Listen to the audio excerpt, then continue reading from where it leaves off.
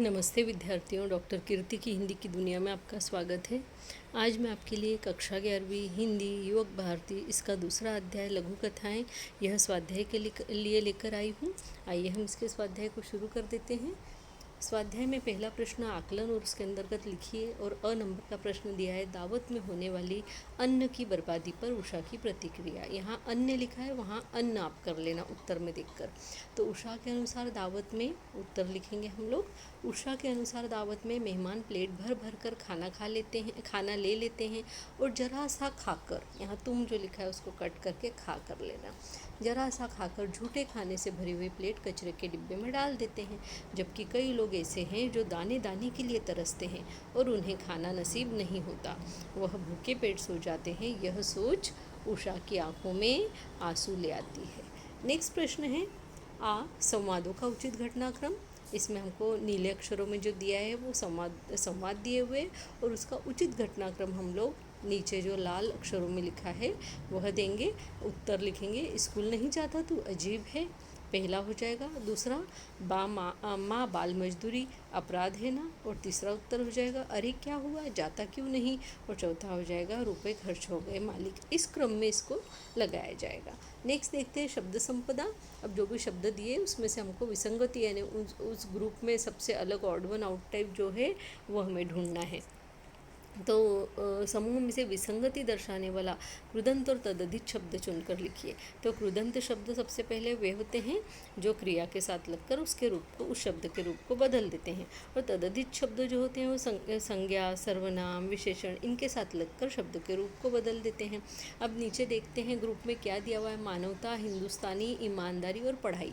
यहाँ पे जितने भी लाल अक्षरों में दिए हुए वे सब उत्तर है यानी विसंगति दर्शाने वाले शब्द है। तो यहाँ पढ़ाई उत्तर हो जाएगा। दूसरा है थकान, लिखावट, सरकारी और मुस्कुराहट। इसमें सरकारी उत्तर है। बुढ़ापा, पितृत्व, हंसी और आतिथ्य। इसमें से हंसी उत्तर है, और कमाई, अच्छाई, सिलाई, चढ़ाई इसमें से अच्छाई उत्तर है। आगे देखते हैं आ नंबर का प्रश्न। निम्नलिखित वाक्यों में आए हुए शब्दों के वचन परिवर्तन करके वाक्य फिर से लिखे। एक वचन दिया है तो बहुवचन बनाना है, बहुवचन दिया है तो उसको हमको एक वचन बनाना है। पहला वाक्य दिया है पेड़ पर सुंदर फूल खिला है। उत्तर लिखेंगे पेड़ों पर सुंदर फूल खिले हैं। दूसरा है कला के बारे में उनकी भावना उदात्त थी। उत्तर कलाओं के बारे में उनकी भावना उदात्त थी। 3 दीवारों पर टंगे हुए विशाल चित्र देखे। उत्तर दीवार पर टंगा हुआ विशाल चित्र देखा। 4 वे बहुत प्रसन्न हो जाते थे। उत्तर वह बहुत प्रसन्न हो जाता था। 5 हमारी तुम्हारी तरह इनमें जड़ें नहीं होती। उत्तर मेरी तुम्हारी तरह इसमें जड़ नहीं होती। 6 यह आदमी किसी भयानक वन की बात कर रहे थे। उत्तर यह आदमी किसी भयानक वन की बात कर रहा था। मन की जगह वन लिखना। 7 वह कोई बनावटी सतह की चीज़ है, वे कोई बनावटी सतह की चीज़ें हैं।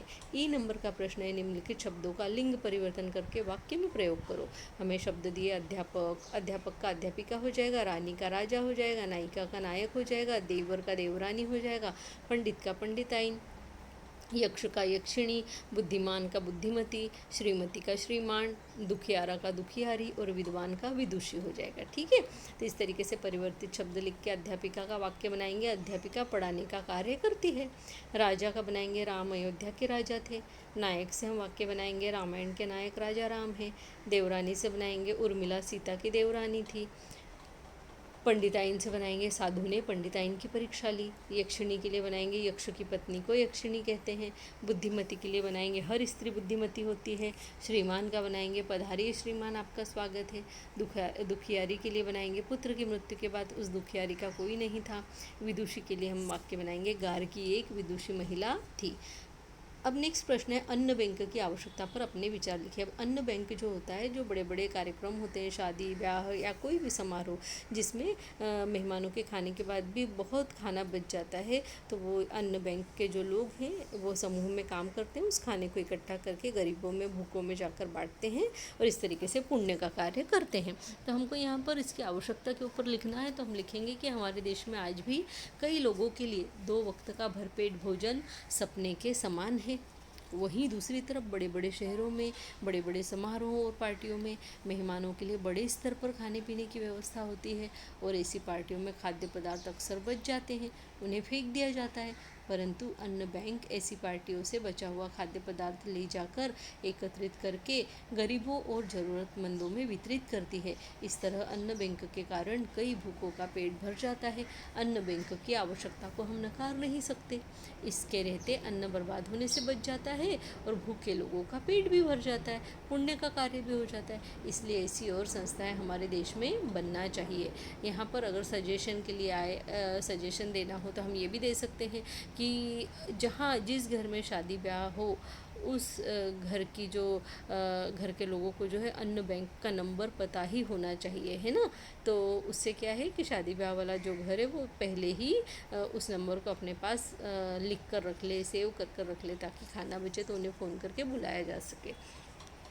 नेक्स्ट प्रश्न है, शिक्षा से वंचित बालकों की समस्याएं इस विषय पर अपना मत लिखिए। अब कई बच्चे होते हैं ना जो पढ़ नहीं पाते, उनके बारे में हम लिखेंगे। आज चारों ओर शिक्षा का प्रचार और प्रसार हो रहा है, परंतु फिर भी किसी न किसी कारण से कुछ बच्चे शिक्षा से वंचित रह जाते हैं।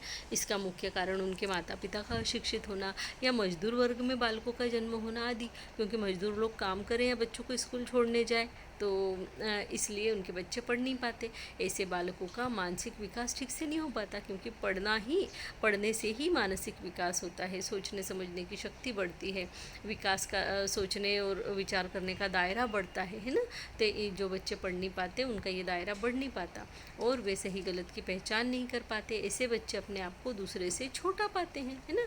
जब पढ़े लिखे लोगों के सामने ये अपने आप को बहुत छोटा पाते हैं और इसीलिए इनके अंदर फिर हीन भावना उत्पन्न हो जाती है, इन्फीरियरिटी कॉम्प्लेक्स आ जाता है। कभी कभी ये हीन भावना विद्रोह का रूप धारण कर लेती है, फिर ये बात बात पर विद्रोह करने लगते हैं ना, गुस्सा करने लगते हैं। कभी कभी बाल मजदूरी जैसे कार्य करने पड़ते हैं, क्योंकि इन लोग के पास जब छोटे होते तभी भी इन्हें पेट भरने के लिए बाल मजदूरी जैसे कार्य भी करने ही पड़ते हैं। ये बच्चे निराशा के शिकार हो जाते हैं और बच्चों को कभी भी शिक्षा से वंचित नहीं रखना चाहिए। हमारी सरकार को 10वीं तक की शिक्षा मुफ्त कर देनी चाहिए, जिससे कि हमारा पूरा देश शिक्षित हो सके। अब कई जगह पर शिक्षा मुफ्त है, लेकिन चलती फिरती पाठशाला बनानी चाहिए और ऐसे बच्चों को जो है पढ़ाने के लिए टीचर वहाँ जाकर स्वयं पढ़ाए। तो ऐसी कई पाठशालाएं आज हमारे देश में है, जिन्हें हम चलती फिरती पाठशाला के नाम से भी जानते हैं। आगे देखते हैं उषा की दीपावली लघु कथा द्वारा क्या संदेश प्राप्त होता है। तो उषा की दीपावली यह एक बहुत ही शिक्षाप्रद लघु कथा है, जिसके माध्यम से लेखक ने कई संदेश हमें दिए। इसमें बताया है कि बालिका उषा के घर दीपावली पर तरह तरह के पकवान बनते हैं, उसकी पसंद की चीज़ें घर में बनाते हैं। पर जब उषा उसके घर के बाहर सफाई करने वाले बबन को आटे के बुझे हुए दिए कचरे के डिब्बे में न डालकर खुद की जेब में डालते हुए देखती है, तो उसको बड़ा आश्चर्य होता है। जब बबन उसे बताता है कि वह इन दियों को सेक कर खाएगा। यहाँ पर देखिए, हिंदुओं को देखकर है ना इस चीज़ को काट देना है। यहाँ पर उन दियों को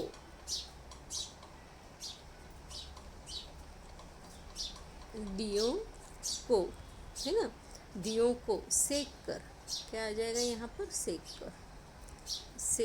कर, ठीक है, कर सेक कर खाएगा।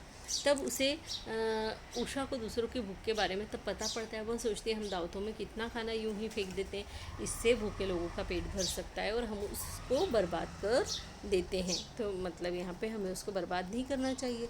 और आगे वो हमें ये पता पड़ता है कि बबन की यह अवस्था देखकर उषा को अन्न बर्बाद न करने का संदेश मिलता है और हमको भी यही संदेश मिलता है कि अन्न को बर्बाद नहीं करना चाहिए। और वो उषा क्या करती है, घर में जाकर एक थैली में मिठाई और पकवान ले आती है, बबन के हाथ में दे देती है। उसके चेहरे पर आनंद देखकर उसको बड़ी खुशी होती है और उसके मन में गरीबों के लिए दया और सहानुभूति जाग जाती है। उसके मन में गरीबों को भी अपने सुख में शामिल करने की इच्छा जागती है। आगे का प्रश्न देखते हैं, मुस्कुराती चोट शीर्षक की सार्थकता स्पष्ट कीजिए। तो इस कहानी में बबलू के घर की आर्थिक स्थिति ठीक नहीं होने के कारण उसकी पढ़ाई आधे में छूट जाती है।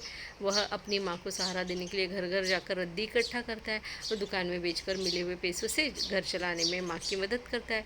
पर उसे पढ़ाई करने की बहुत इच्छा होती है। एक बार रद्दी पेपर के दुकान के कुछ पैसे बचे थे, वह घर से रद्दी पेपर के साथ साथ स्कूल की किताबें भी खरीद लाता है और उसे विश्वास हो जाता है कि अब वह स्कूल जा सकेगा, क्योंकि उसके पास किताबें आ गई है। वह रद्दी पेपर लेकर दुकानदार के पास बेचने जाता है। दुकानदार पेपर तोलकर एक तरफ रखता है और अब दुकानदार को मालूम है कि जितना मैंने तोला है उतने पैसे तो इसने दिए नहीं। तो बोलता है कि तेरी जेब में जितने पैसे बचे हुए उससे जा सामने से वड़ा पाव और चाय ले आ। पर बबलू सिर झुकाकर खड़ा रहता है। दुकानदार उसको चिल्लाता है तो वो कहता है कि रुपए खर्च हो गए मालिक, तो दुकानदार उसे बहुत डांटता है। डांट खाने के बाद भी बबलू मुस्कुराता रहता है। क्यों? क्योंकि उसे इस बात की खुशी है कि अब चाहे जो भी हो जाए वो पढ़ सकेगा, क्योंकि अब उसके पास खुद की किताबें हैं, है ना। साहित्य संबंधी ज्ञान में प्रश्न दिया है कि संतोष श्रीवास्तव जी लिखित साहित्य की विधाएं। उत्तर लिखेंगे, संतोष श्रीवास्तव जी ने साहित्य के विभिन्न विधाओं पर कार्य किया है। उन्होंने कहानियाँ, उपन्यास, ललित निबंध तथा यात्रा संस्मरण आदि विधाओं पर अनेक पुस्तकें लिखी है। इसके अलावा आपने कुछ लघु कथाएँ भी लिखी है। अन्य लघु कथाकारों के नाम, उसमें उत्तर लिखेंगे, लघु कथा हिंदी साहित्य में प्रचलित विधा है। हिंदी साहित्य में प्रमुख लघु कथाकार इस प्रकार है: डॉक्टर कमल किशोर गोयनका, डॉक्टर सतीश दुबे, संतोष सुपेकर और कमल चोपड़ा। विद्यार्थियों, आपको ये वीडियो कैसा लगा मुझे कमेंट बॉक्स में लिखकर ज़रूर बताइएगा, और मेरे चैनल को लाइक, सब्सक्राइब और शेयर ज़रूर से कीजिएगा। इसी के साथ में धन्यवाद, नमस्ते।